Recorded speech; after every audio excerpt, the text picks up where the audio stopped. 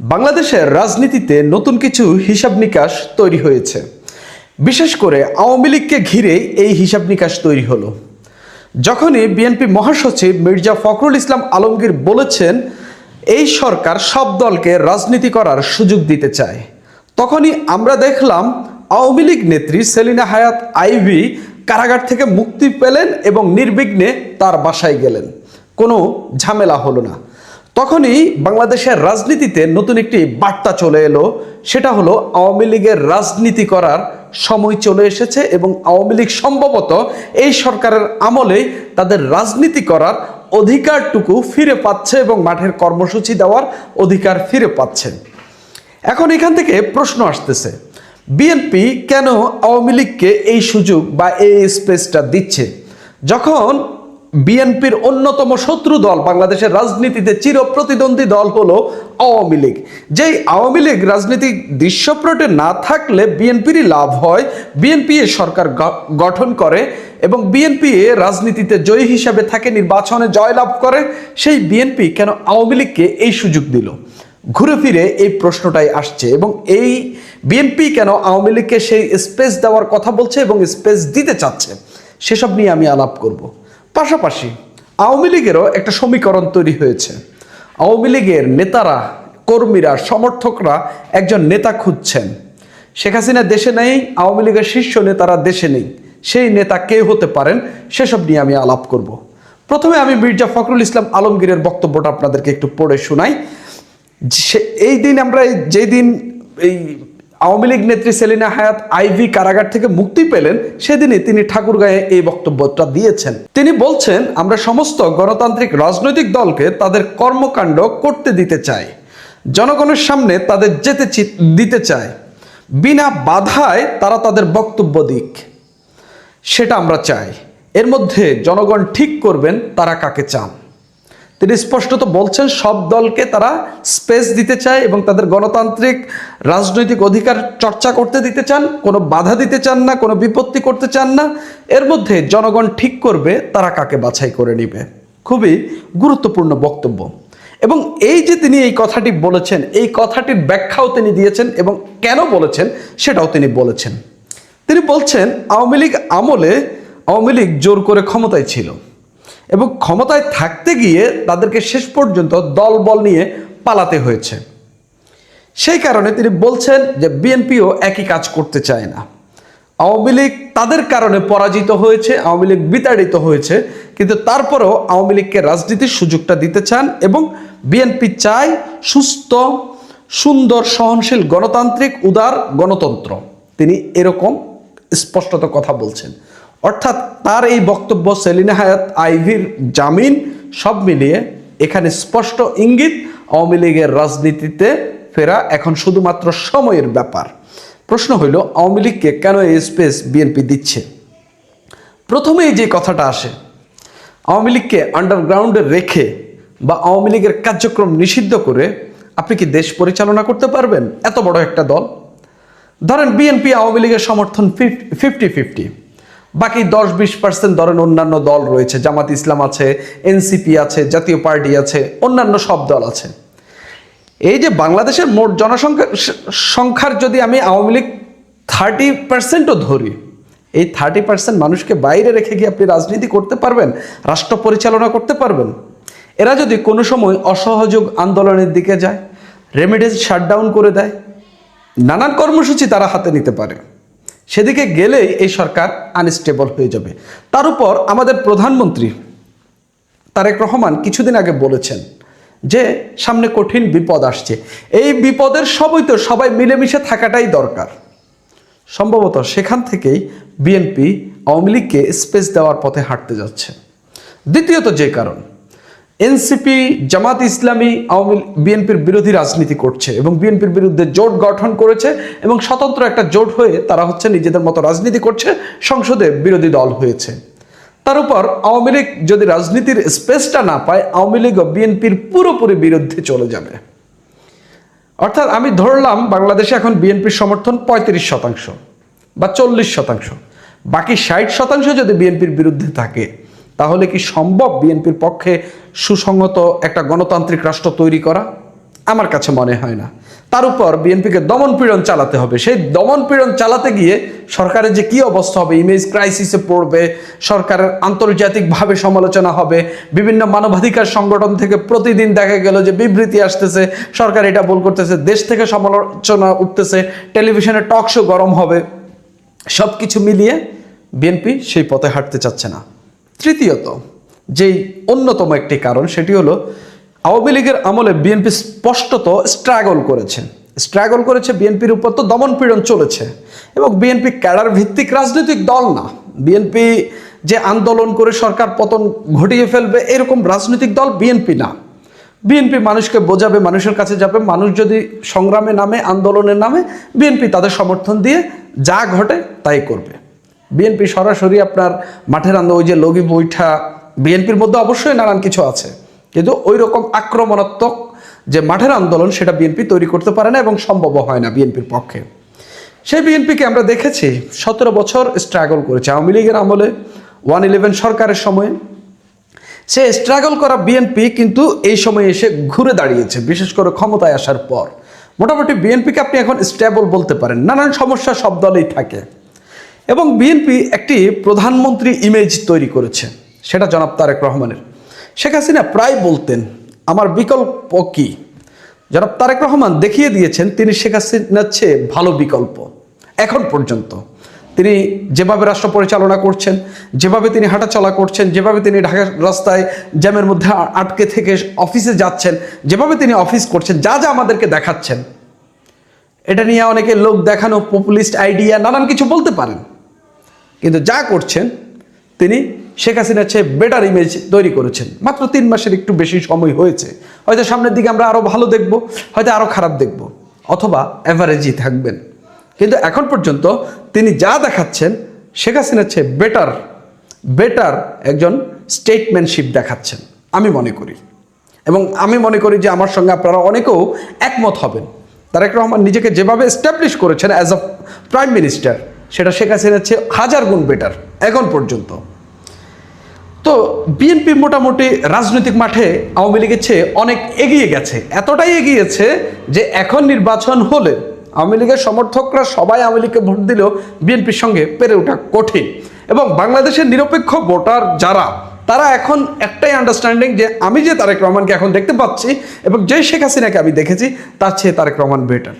অর্থাৎ পলিটিক্যাল মাঠে এবং শীর্ষ নেতৃত্ব হিসাবে এবং যিনি প্রধানমন্ত্রী হিসাবে হবেন সেই ব্যক্তি আওয়ামী লীগকে পরাজিত করেছে, আওয়ামী লীগের শীর্ষ পদের নেত্রীকে পরাজিত করেছে। অর্থাৎ বিএনপির এখন টেনশনটা অনেক কম, রাজনীতির মাঠে ঘুরে দাঁড়িয়েছে, একজন প্রধানমন্ত্রী এস্টাবলিশ হয়েছেন।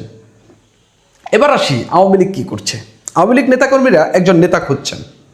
কেন নেতা খুঁজছেন আমি কিভাবে বুঝলাম? আপনি যখন তোফায়েল আহমেদের মৃত্যুবরণ করলেন, সেখানে আপনি নিশ্চয়ই দেখেছেন লতিফ সিদ্দিকী যখন এসেছেন আওয়ামী লীগের নেতাকর্মীরা কী করলেন, যেন ওই যে কেজিএফ সিনেমাটা আপনারা দেখেছেন না, সেখানে যখন নারাচিতে ওই যে স্বর্ণের খনিতে যখন রকি যায় এবং তিনি যখন সেটার ধীরে ধীরে প্রধান হয়ে উঠতেছিলেন, তখন মানুষ কিভাবে তাকে গ্রহণ করছিল, কি ক্রাউড হচ্ছিল।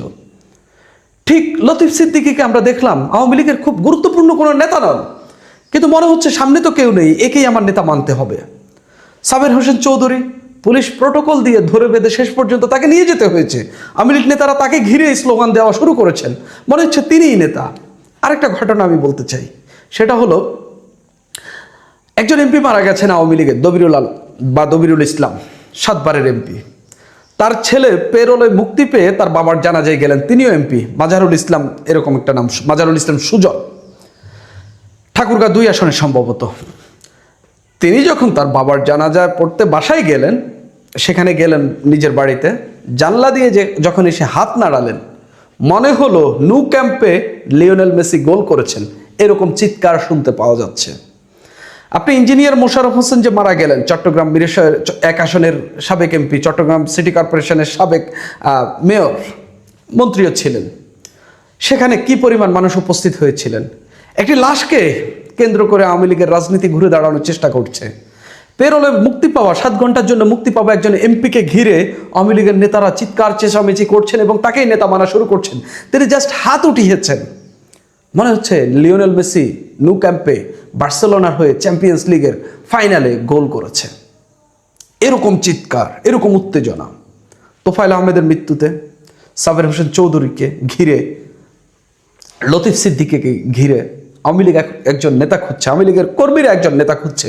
সামনে যে এসে দাঁড়াবে তাকেই আওয়ামী লীগের কর্মীরা নেতা মানবে, তাকে কেন্দ্র করে আওয়ামী লীগের নতুন বলয় গড়ে উঠবে।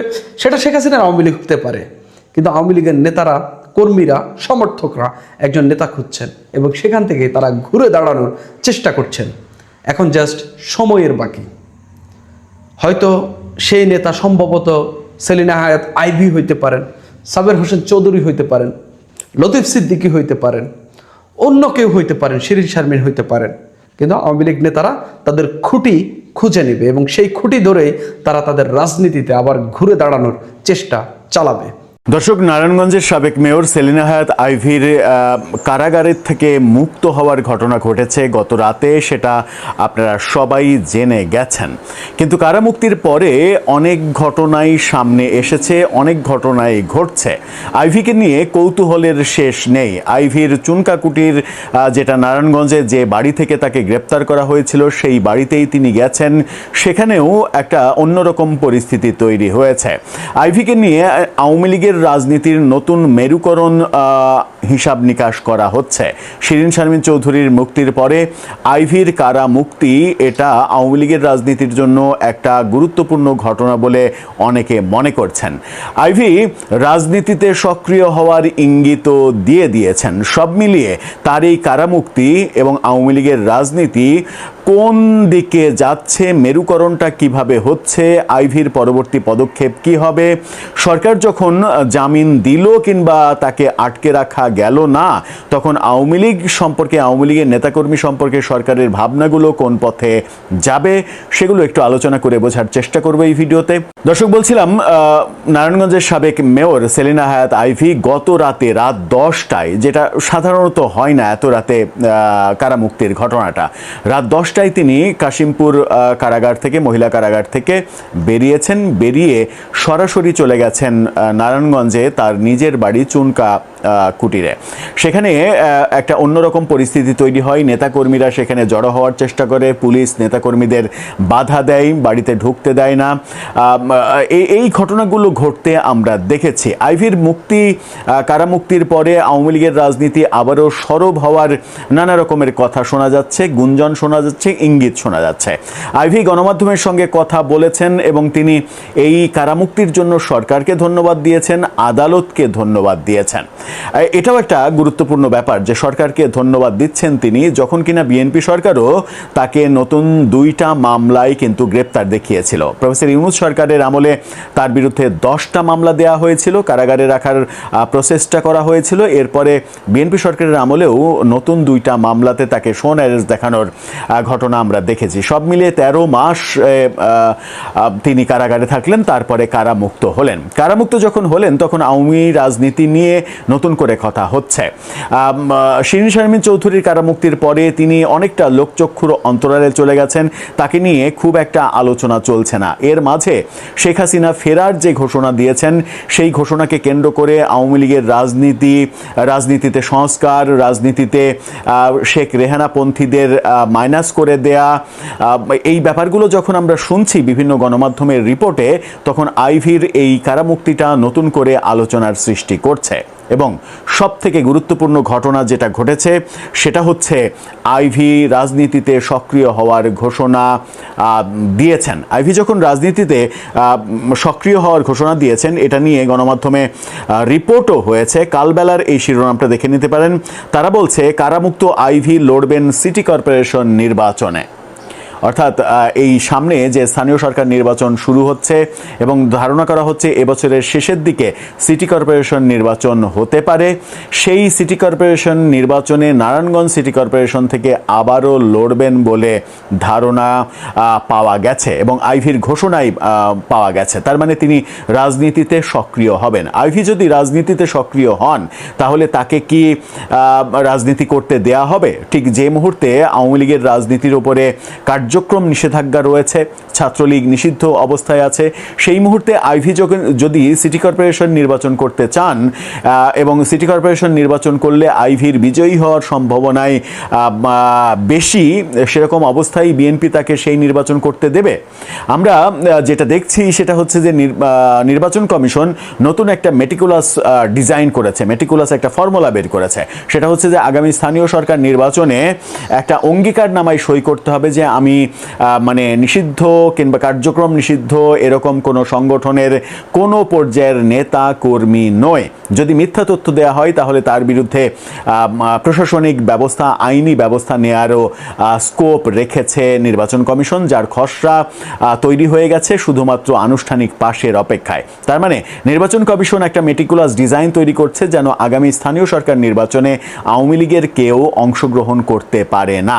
সেখানে সেলিনা হায়াৎ আইভী নির্বাচনের ঘোষণা দিয়েছেন, সিটি নির্বাচনে তিনি লড়বেন। সিটি নির্বাচনে তাকে যদি ওই অঙ্গীকারনামায় স্বাক্ষর করতে বলা হয় যে তিনি আওয়ামী লীগের রাজনীতির সঙ্গে জড়িত নন, তাহলে কি তিনি সেটাকে স্বাক্ষর করবেন? স্বাক্ষর করে তিনি নির্বাচনে অংশগ্রহণ করবেন? সেটাও একটা গুরুত্বপূর্ণ প্রশ্ন। সব মিলিয়ে এখন রাজনীতির অঙ্গনে নতুন নতুন অনেক ঘটনা ঘটবে। আইভীকে কারামুক্ত হওয়ার ঘটনা আমরা দেখলাম যে এক ধরনের উচ্চ আদালতের প্রেশারের কারণেই আইভীকে কারামুক্ত হতে দেয়া হলো কিংবা সরকার বাধ্য হলো, কারণ উচ্চ আদালত থেকে রুল জারি করা হয়েছিল যে আইভীকে কোনো ধরনের কোনো নতুন মামলায় শোন অ্যারেস্ট দেখিয়ে তাকে হয়রানি করা যাবে না। আবার সেই যে আদেশ, সেই আদেশ চ্যালেঞ্জ করার জন্য আপিল বিভাগে পিটিশন দায়ের করেছিল কিন্তু সরকার। তার মানে সরকার অনেক চেষ্টা করেছে আইভীকে কারাগারে রাখার, কিন্তু শেষ পর্যন্ত হয়নি। এটা একটা গুড সাইন যে আদালতকে স্বাধীনভাবে কাজ করতে দেয়া হয়েছে, যেটা প্রফেসর ইউনূস সরকারের আমলে আদালতকে কুক্ষিগত করে রাখা হয়েছিল। এখন দেখার বিষয় নতুন সরকার রাজনীতির পথটা উন্মুক্ত করবে নাকি আরো বেশি দুয়ার বন্ধ করে দেবে যেখানে সবাই প্রবেশ করতে পারবে না। আপনার মতামত জানিয়ে লিখতে পারেন আমাদের কমেন্ট বক্সে।